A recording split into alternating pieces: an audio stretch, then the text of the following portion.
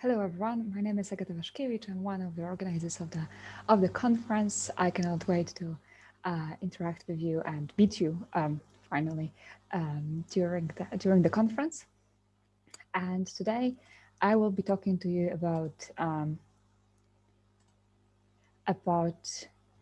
gendered cooking in video games.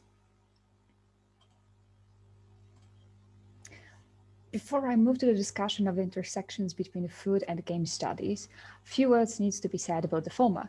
Although food scholars come from a variety of disciplines, including but not limited to philosophy, cultural anthropology, sociology, history, cultural studies, psychology, medicine, and nutritional sciences, they all share the conviction that food is never just something to eat, and that food matters.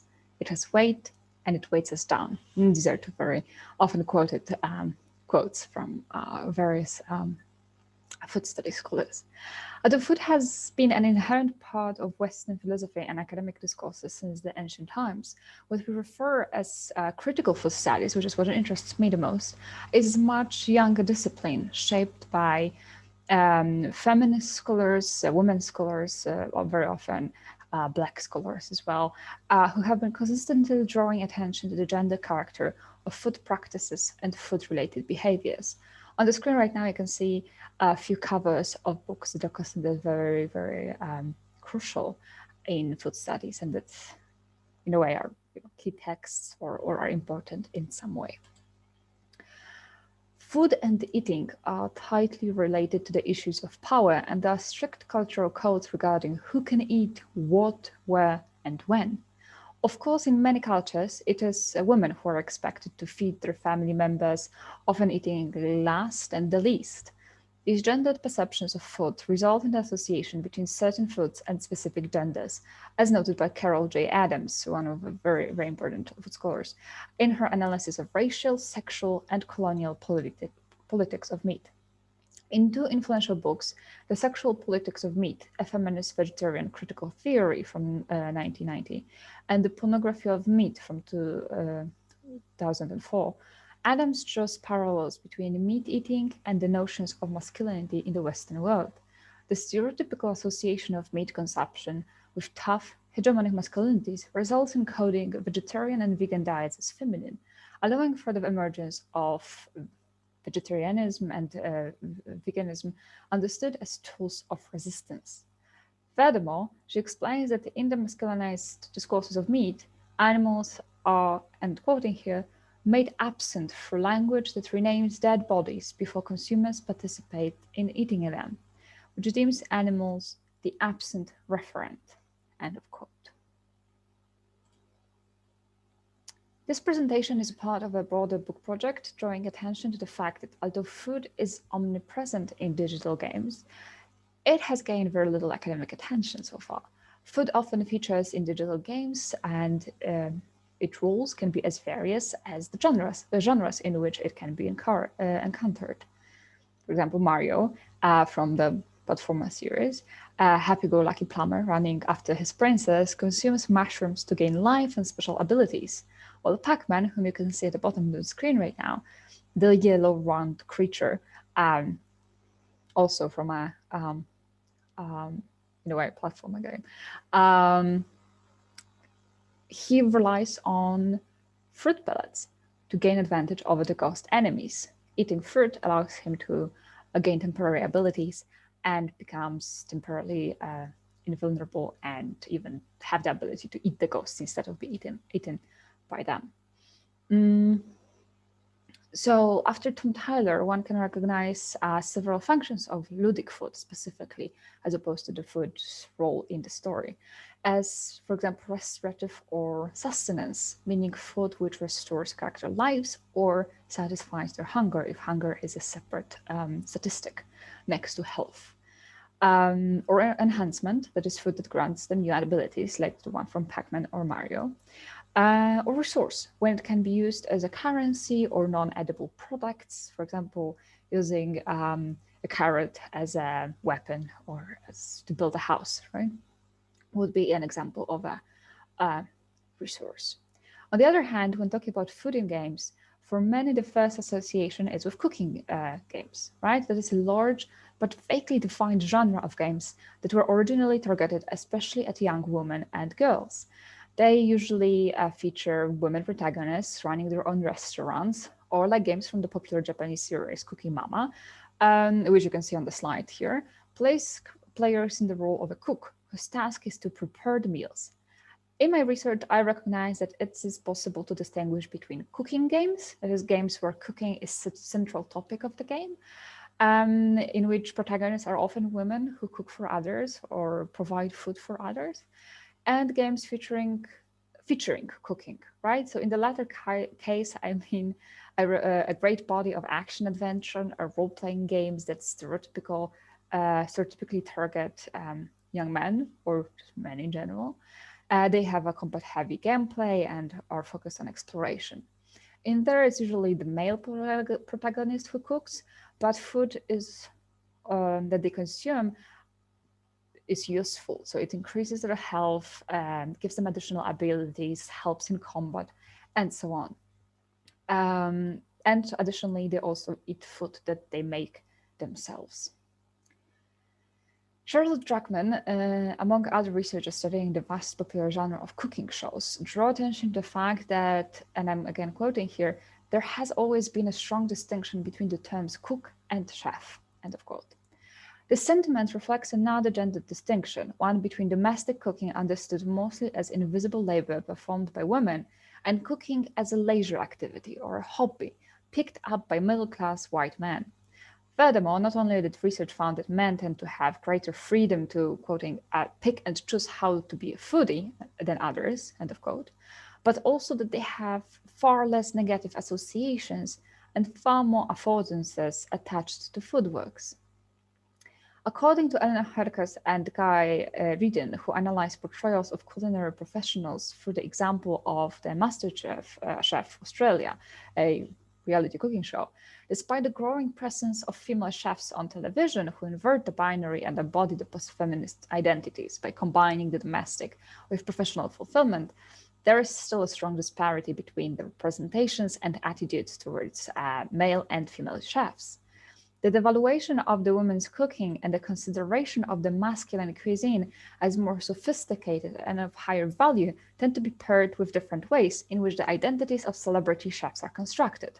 The undeniable popularity of the cooking shows that promote the celebrity status of their chefs, figures who assimilate, quoting again, within their towering person the authority, charisma, and responsibility of the journalist, the activist, and the parent, all rolled into one, end of quote. That was by Scholes. So this figure becomes a fascinating object of the study, showcasing the striking double standards in the area that assumedly was not to be perceived as unquestionably dominated by women. While the women often remain connected closer to the kitchen spaces, many of the male chefs are portrayed as active, traveling, and campaigning outside of it. Again, a quote, continually reasserting their masculinity by never being tied down by his apron strings, by never being stuck in the kitchen, end of quote. And assessing a multitude of roles such as revolutionary, reformer, preacher, politician, and advocate of the disempowered. That's again by Scholes. So two games that I want to talk about today in this context. One of them is Battle Chef Brigade, a Kickstarter crowd-funded game by Chicago-based Trinket Studios released in 2017, which offers an unusual combination of match 3 puzzle game, so the type that you can recognize from Candy Crush, for example, with a side-scrolling brawler, so a more combat-oriented genre. While created in the West, it has clear Japanese inspirations and combines two video game genres from which only one tends to be associated with cooking games. And most importantly, it showcases the love towards the food through beautiful painted images. So the food here is, the beauty of it is important because it's being showcased both to the judges of a cooking tournament and to the players as well. As I will tell you more about that in a moment, the game is structured around one of those cooking show tournament ideas. So drawing very heavily from shows like MasterChef and so on. At the beginning of the game, the player controls Minahan, an ambitious young chef who leaves her home at Windy Village to join the prestigious Battle Chef Brigade tournament, the single most important annual event in the kingdom.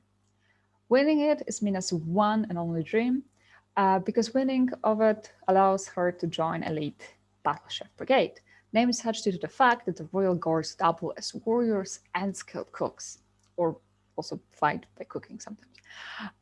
In order to achieve her goals, she has to prove her cooking and fighting skills in the tournament. At each level of the competition, the participants have to prepare up to 3 dishes corresponding to preferences of each of the juries. Mina becomes a character who bridges the worlds of the domestic cook and the celebrity chef. The former is manifested through her upbringing in her parents' kitchen and parents' restaurant, where she learned family recipes. Having left her home to pursue the dream of a prestigious career, she proves her worth as an excellent chef, able to create the most artistic and most sophisticated hot cuisine dishes. However, at the same time, she never turns her back on her roots, as each character in the game has their own recognizable style embedded in different real-world cuisines, and every one of Mina's dishes is inspired by Chinese cuisine, as her family is of Chinese or Chinese-like culture, because this is, of course, a fantasy world.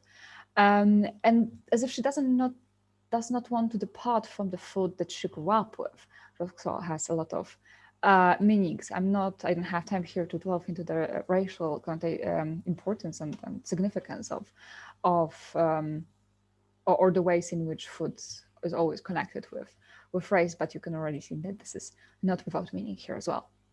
Although she's forced to return home at some point, she does not agree to settle down and returns once more to help protect the kingdom from a magic threat. Her skills are never questioned, and her beginnings working at her parents' restaurants in a small village become her strength on the way to pursuing her goals. Mina is not the only character positioned between domestic and public spheres. Thrush, an orc who is Mina's friend and another competitor for the title of Battle Chef Brigade, subverts the stereotype of hegemonic masculinity. Portrayed as a family man, he's a kind, soft-spoken orc whose love for cooking is not limited only to performative, leisure cooking, but stems from a love and practice of cooking for his family. So in both cases, this domestic cook and the celebrity chef during a great tournament are mixed together for both of these characters. The second game about which I want to talk quickly here is, I don't know if it helps. It's Spiritfarer, an independent game developed by Lotus Games and released in 2020, described on its Steam page as a cozy management game about dying, the gameplay of which combines elements of management and life simulator games with puzzle platformers. So you can again see that it's not just limited to games about cooking or games with cooking or cooking games, never are just one genre. As the game features several of the already discussed elements, right? Like that, but also many features of coziness, such as abundance of food and accessibility of the cooking minigames, and the visual, the fact that the food is always so beautiful. Food serves here primarily as the means of strengthening bonds with the others. The story follows Stella, a newly appointed Spiritfarer, meaning a supernatural being whose task it is to guide souls of recently departed creatures on their way back to the afterlife. The task, however, bestowed upon Stella and her cat Daffodil is not an easy one, as the spirits cannot move on without help, often bound to the world by unfinished tasks and desires. When encountered by Stella, they reveal their true form as stay as guests on the ferry, which is featured on the screen, and you can, as a player, upgrade it and build another layers and other buildings to it. And some of these guests and ghosts share personal bonds with the protagonist, knowing her from their previous life, and quickly make themselves comfortable at home in the new situation, overstaying the welcome sometimes a bit. Considering the main theme of the game, it is not surprising that many of the characters have difficult stories to share, and Stella is not unique among them, having passed away young due to cancer.